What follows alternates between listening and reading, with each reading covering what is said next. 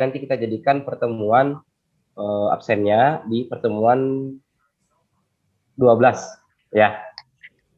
Jadi 13-14 itu silakan langsung action di lapangan sambil mengerjakan proyeknya.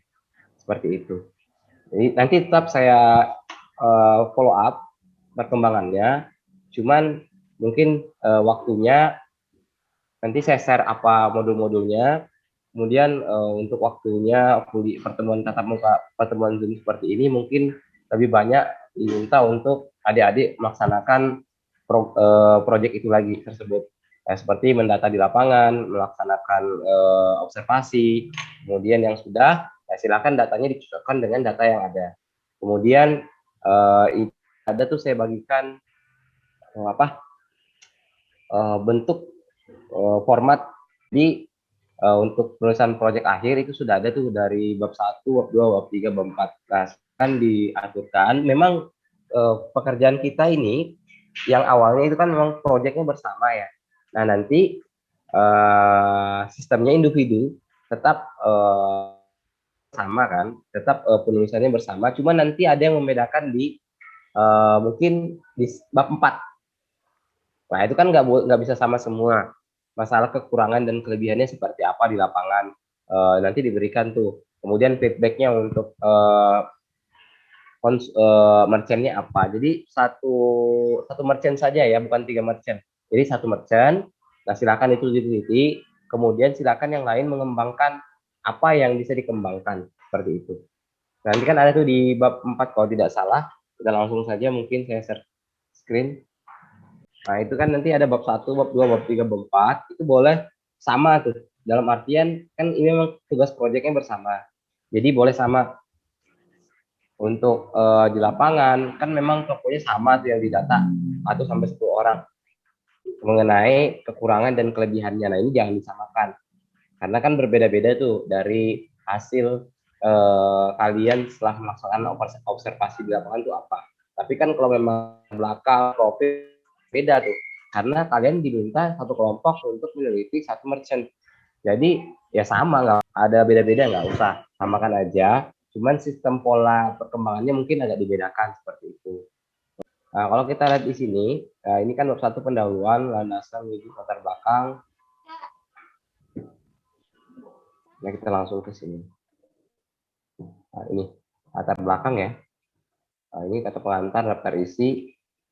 Nah, ini kalau kata pengantarnya silakan berbeda ya, sama kata pengantarnya karena setiap orang tuh punya pengantar yang berbeda-beda. Kemudian daftar isi, nah, dia mau sampai berapa, landasan religius, tujuan, manfaat. Ini boleh samain, tidak apa-apa ya, karena kerjaan kelompok. Cuman membedakan nanti di bab 4. Konsumen, value-nya ya, jadi dijelaskan teori konsep bisnisnya seperti apa, kemudian segmentasinya konsumennya seperti apa, maksudnya harapannya ini misalnya kalau misalnya kayak toko makanan seperti itu ya, dia jualan ayam goreng ini segmentasi konsumennya siapa aja, anak-anak kah, ibu-ibu atau remaja. Kemudian kalau misalnya segmentasi konsumen itu berapa persen, anak-anak dia proseskan berapa persen, 30%, atau dewasa lebih banyak 70%, atau dia lebih memprioritaskan untuk konsumennya ke ibu-ibu. Nah, itu dijelaskan di situ. Dia jualan ayam seperti jualan ayamnya, ayam bakar nih, atau ayam paket, ayam geprek nih, arahnya lebih kemana condongnya, segmentasi konsumennya. Kemudian ada value proposisi. Nah, value proposisi di sini dijelaskan bahwasanya value-nya, nilainya dari dia berjualan ini apa. Misalnya nih, saya jualan lalapan nih, ada nggak nilai khususnya untuk jualan lalapan itu? Ada nggak sisi plusnya yang diberikan untuk konsumen yang minta ayamnya itu ayam sehat, atau seperti apa ya, nasinya itu menggunakan, sehingga membuat orang itu memiliki nilai lebih untuk membeli itu. Prosesinya ada kemanfaatan dia membeli itu yang membedakan dia dari orang lain, jualan yang lain. Misalnya, ya ada benefitnya. Saya sini ada 2 warung makan. Nah, yang satu ini punya value profesi yang lebih. Contoh, misalnya ayam bakarnya ini menggunakan madu sehingga yang makan itu sudah dapat makan yang enak, kemudian dapat juga madu. Ada juga dia berikan layanan, misalnya setelah makan ini dia nanti kasihkan kayak di warung Padang tuh kan dikasihnya apa tuh buah-buahan tuh. Tapi di sini gratis, mungkin ya tambah nikmat konsumen yang tadi diangkat juga. Nah, kemudian ada channel di sini gimana dia mencari konsumen melalui apa channel-channelnya. Nah, seperti itu. Kemudian ini jelaskan customer relationship-nya seperti apa, ya. Customer relationship-nya seperti apa. Dia pakai apa nih dalam membangun relationship-nya. Nah, nanti customer relationship-nya ini pakai apa? Apakah dia pakai Facebook, Instagram, atau dia pakai page, atau dia pakai web, bisa juga. Artinya bagaimana cara dia membangun customer, ya. Pakai apa dia? Apakah WhatsApp? Kemudian menu merchant. Nah, ini kan makanya menu merchant ini, makanya saya bilang nanti tinjauan teori ini boleh sama. Nah, tapi 2.2, 2.3, 2.4 kalau mau berbeda juga tidak apa-apa, ya. Kalau berbeda juga tidak apa-apa. Yang jelas sama yang diteliti, tapi hasilnya itu boleh kalian kembangkan, ya. Boleh kalian kembangkan. Misalnya kan latar belakang landasan religius ini nanti mungkin yang disamakan adalah fakta di lapangan ya, fakta empirisnya, hasil observasinya. Tapi memang nanti dalam segi penulisannya mungkin ada yang berbeda-beda. Entah itu di mana gitu ya, segmentasi konsumen kan mungkin sama nih. Ibunya menjelaskan, contoh saya 20% remaja, 30% ibu-ibu, 60% bapak-bapak. Nah itu kan sama ya. Cuman mungkin arah pengembangannya saja mungkin agak dibedakan penulisannya.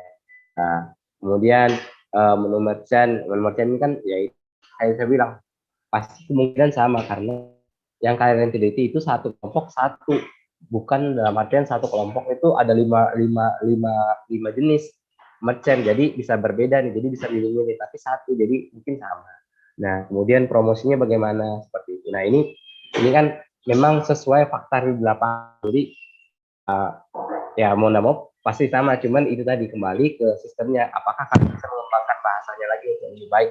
Nah kalau bisa lebih baik artinya kan lumayan bagus nih. Nah, kemudian konsep food sanitation-nya bagaimana, dia mengepek makanan itu seperti apa, apakah sanitation yang bersih, yang halal seperti apa, yang baik, apakah orang itu sebenarnya COVID nih kan kita nggak bisa lagi tuh orang nggak cuci tangan. Sekarang kan ngapa-ngapain itu harus cuci tangan. Kalau dulu tuh mungkin ya orang tuh untuk higienisnya mungkin masih dipertimbangkan ya nggak terlalu lah. Tapi sekarang karena adanya COVID, tingkat higienis seorang dalam segi makanan itu ya bisa dibilang udah sampai 99% ya. Kalau dulu kan ya itu nggak terlalu diperhatikan untuk higienisnya, yang penting kenyang lah gitu. Tapi sekarang dengan berkembangnya virus COVID, orang kan jadi lebih melihat nih, ini makanan tertutup atau terbuka, ya kan? Apalagi kalau makanan pinggir jalan, oh kan pasti orang banyak melihat. Kemudian konsep halal nih. Nah kita kan bukan apa ya, tapi kita ini mayoritas Muslim. Jadi kita juga harus melihat nih, ini makanan ini halal atau haram. Kalau memang dia halal, alhamdulillah. Kalau memang haram juga nggak apa-apa. Yang penting dia punya label haram gitu ya, maksudnya bukan label haram, punya label bahwasanya ini makanan tidak bisa dimakan untuk umat muslim. Memang sudah ada keterangannya, misalkan kita dilarang makan babi nih ya untuk muslim, jadi itu sudah ada tulisannya, keterangannya. Biasanya itu kan ada keterangan tuh pakai kode tuh, kalau makanannya mengandung zat apa gitu tuh biasanya ada kode-kodenya. Nah itu yang maksud saya. Kalau misalnya makanan yang nggak ada tulisannya, Pak, misalnya standar kayak warung tuh, dia kan nggak mungkin punya standar halal dan haram. Penting kita sudah tahu nih cara dia mempackingnya, mengemasnya seperti apa. Kita lihat nih, oh udah lumayan kok, jadi oh, nggak apa-apa seperti itu. Nah nanti di bab 3 implementasinya, nah ini yang saya bilang tadi di sini. Nah ini kalian dropship deh tuh ilmu-ilmunya gimana. segmentasi konsumen, value proposition dari sini tadi. Ini kan masih teorinya nih. Nah, di sini cara dia mengembangkan. Jadi dari 2.1, 2.2 ini kan masih bahasa bahasa bahasa baku ya, dalam artian bahasa buku lah. Nah, teori-teori ini kalian jelaskan secara sederhana ya. Nah, ini kan terkadang bisa berbeda ya. Nah, di sini nanti bab 3 implementasinya silakan tuh sesuaikan dengan fakta yang ada di lapangan. Bagaimana dia untuk yang tadi saya jelaskan, segmentasi konsumen, value proposition, channel, customer, menu merchant, promosi, konsep food sanitation ini bagaimana. Kemudian 3.2 implementasi promosi Samarinda Food melalui media informasi. Nah, jadi misalnya kalian sudah daftarkan nih. Kemudian bagaimana kalian promosikan Samarinda Food ini melalui media informasi seperti apa? Selain dari segi lisan ya. Apalagi nih kan misalnya kalau kita daftar di GrabFood kan kita pasti promosikan juga nih kemana-mana nih. Gak mungkin kita cuma promosikan ke Grab. Kita mau kasih orang bahwasanya barang saya ini sudah terdaftar di Grab bagaimana caranya? Entah bagaimana, pasti kan ada caranya. Nah, ini kita jelaskan nanti uraian media informasi seperti apa, uraian tentang kekurangan dan kelebihan media informasi seperti apa, dokumentasi fotonya bagaimana. Nah, bab 4 ini, inilah yang menjadi pembeda nanti. Nah, kalian silakan berikan kesimpulan semuanya tuh. Berbeda-beda. Dan sarannya berbeda-beda. Apa nih sarannya? Oh, mungkin dari segi segmentasinya masih kurang atau dari segi pemasarannya masih terbilang sedikit apa ya? Perlu banyak perombakan dalam segi pemasarannya. Contohnya ibu-ibu tadi itu misalnya dia jualan hanya sekedar menggunakan spanduk, tidak menggunakan media iklan. Maka kita berikan sarannya di sana lebih menggunakan media iklan promosi seperti Instagram Ads, Facebook Ads, apa yang lain. Kemudian menggunakan WhatsApp berbisnis. Nah, ini saran-sarannya dan ini nggak mungkin sama, ya kan? Pasti berbeda tuh dalam segi penerapan kesimpulan dan sarannya. Jadi jangan memberikan kesimpulan singkat. Saya harap kesimpulannya ini harapannya sih setengah baris dari HPS-nya lah. Saran kesimpulan satu halaman, kemudian saran juga satu halaman. Karena ini faktor yang menjadikan pembedanya antara kalian dan yang lain. Jadi tidak terkesan sama semuanya, tapi ini hasil dari kalian memberikan kesimpulan agar ada feedback untuk penjualan tersebut seperti itu. Kalau yang satu, bab dua ini mungkin dari sini bab satu pendahuluan ini mungkin berbeda ya. Tapi bab dua, bab tiga, nah ini menyelesaikan fakta di lapangan. Jadi buatlah sesuai yang memang yang ada di lapangan. Seperti itu. Bisa dikembangkan.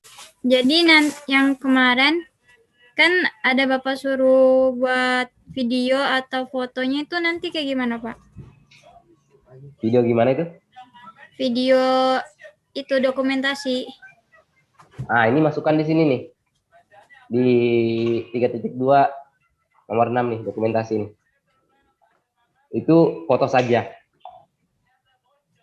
Ya kan? Nah, nanti seandainya diminta membuat presentasi berkelompok, nah itu bisa dijadikan video bersama. Seperti itu. Tapi seandainya memang enggak, cukup proyek akhir ini yang menjadi hasil akhirnya seperti itu. Bedakan, ada kekurangan ini, ada. Kalau semuanya sama ya, nanti terkesan ya memang kerja kelompok. Cuman saya pengen juga yang lain punya pengkajian khusus untuk ini seperti itu.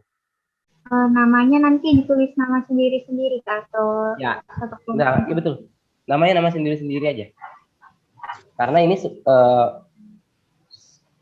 kegiatan kelompok yang dibuat akhirnya di individual project laporannya. Jadi observasinya bersama, tapi laporannya nanti jadinya individu. Seperti itu. Karena kan ini mungkin nanti pengganti project UAS. Seperti itu. Dan ingat, didaftarkan ya. Jadi kan nanti ada tuh dokumentasi didaftarkan tuh. Ini bentuk saya sudah mendaftarkan merchant ini di Samarinda Food. Jadi ketika Samarinda Food aktif, dia bisa diaktifkan. Seperti itu. Jadi betul-betul kita melakukan pendataan di lapangan. Misalnya dari kalian nih ada yang berjualan, ya nggak apa-apa kalian aja, nggak salah, gitu kan? nggak usah cari yang lain.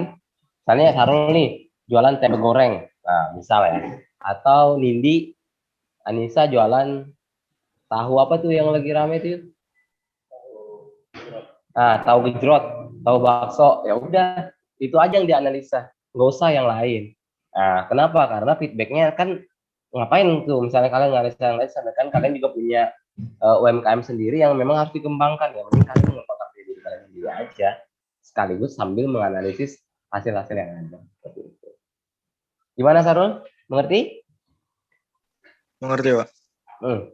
Jadi buat mahasiswa yang lain mungkin begitu. Nanti silahkan dikerjakan bersama-sama untuk proyek di lapangannya. Setelah itu nanti laporannya bisa dikerjakan masing-masing. Seperti itu. Jadi jangan meninggalkan kelompok yang ada. Pekerjaan ini digarap bersama, cuman laporannya masing-masing. Ya. Jadi dikabarin tuh semuanya. Jadi jangan sampai ada nggak ada yang nggak ngerjakan karena ini proyek akhir. Nah, oke, mungkin itu. Terima kasih buat yang lain.